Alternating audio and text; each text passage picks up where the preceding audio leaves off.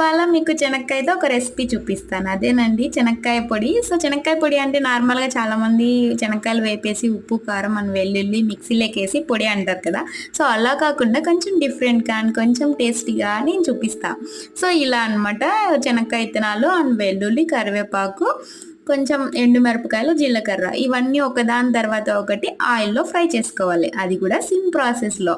So, ఇవి అలా వేపుతున్నప్పుడు smell వచ్చిద్ది. ఎంత కమ్మగా ఉంటుందంటే అంత కమ్మగా ఉంటుంది. సో, ఇలా ఆయిల్‌లో ఫ్రై చేయడం వల్ల మనకి స్టోర్ ఉంటుందనమాట. ఒక 2 మంత్స్ వరకు. సో, 2 మంత్స్ కాదు కదా! 1 మంత్ కూడా ఉంచుకోరు. అంత టేస్టీగా ఉంటుంది. అయిపోతుంది తొందరగానే. సో, ఇక్కడ మిక్సీలోకి ఇలా అన్నీ ఒకేసారి వేసి మిక్సీ కొట్టేసాను. అన్నేసి చూడు, నన్నేసి చూడు అన్నట్టు ఉప్పు మర్చిపోయానండి. సో, ఉప్పేసేసాను. అలాగే కొంచెం కారం కూడా యాడ్ చేసుకోవాలి. సో, మీకు రోల్ ఉంటే రోల్లో చేసుకోండి. ఇంకా సూపర్‌గా అద్దిరిపోయిద్ది. నేను మిక్సీ ఉంది కాబట్టి మిక్సీలో ఏసేసాను. సో, అంతే వీడియో.